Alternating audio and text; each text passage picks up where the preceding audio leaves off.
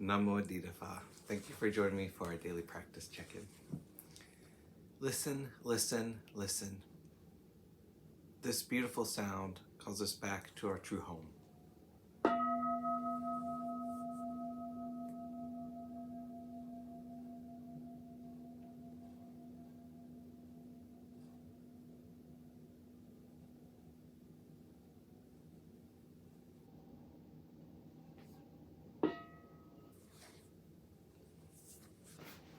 The third mindfulness training.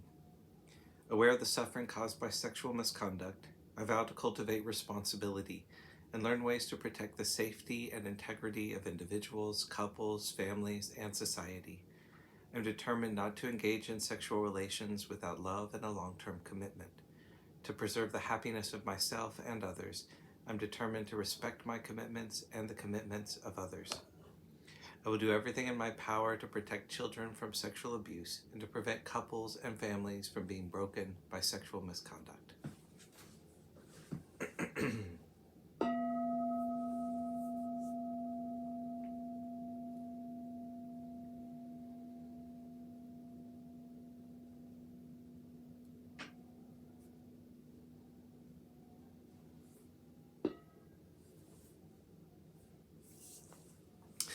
We're reading Ajahn Munindo's book, Unexpected Freedom, for our Dharma lessons, and today we're reading a section called Inhibiting Unmindful Tendencies.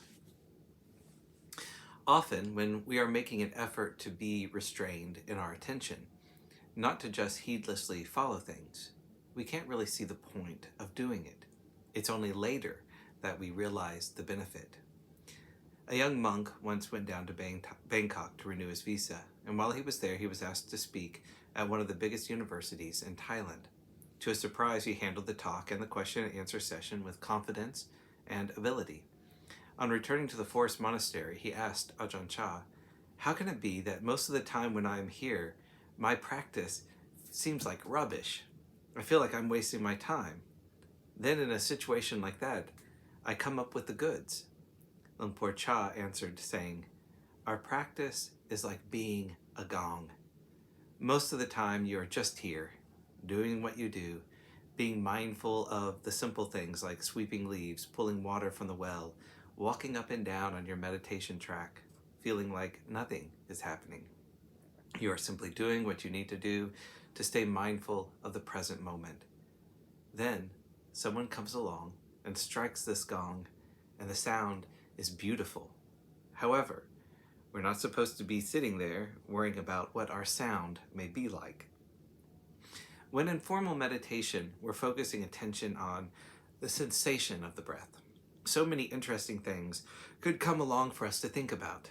I could be developing this, I could be building that, I could rewrite that program like this, or I could arrange for that deal. While we're sitting in meditation, some of these creative ideas can seem so inspiring and attractive. We are encouraged to learn how to say no to them, to learn to inhibit our tendencies to follow them. Only when we can choose not to follow our tendencies can we know we're not compelled and driven by them. Meanwhile, we inhibit the tendencies and come back to the meditation object of the breath, the simple, clear, neutral sensation of the body breathing. We want to think about things and follow our attractive, profound thoughts so that we can develop them.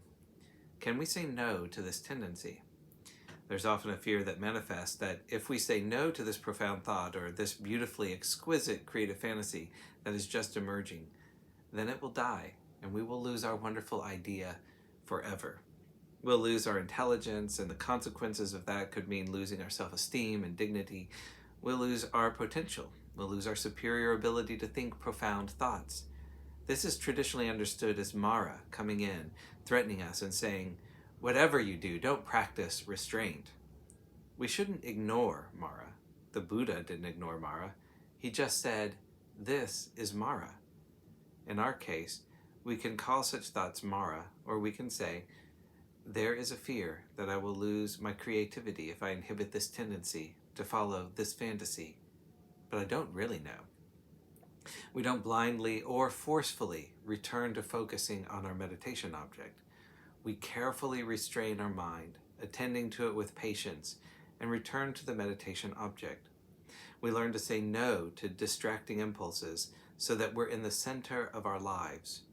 This practice means that we can choose to offer attention to the heart.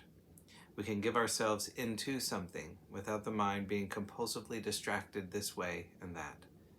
Later, we may discover that suddenly, without our expecting it, there is a complex problem that arises in everyday life, a challenging conversation or a difficult decision that needs to be made. But we're really right there.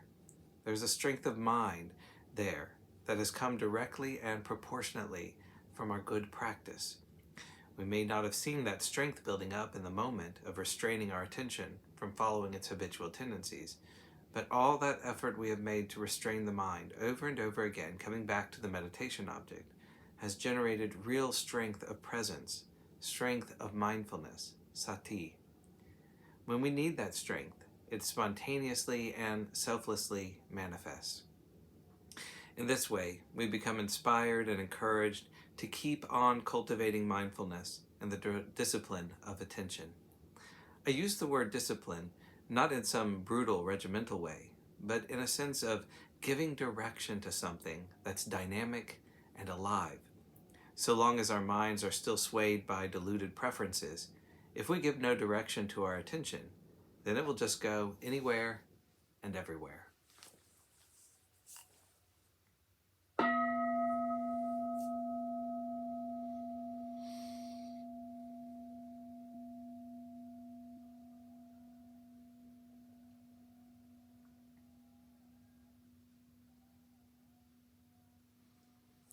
May all beings be well. May all beings be happy. May all beings be at peace. Namo Adida Phat. Thanks so much for joining me today.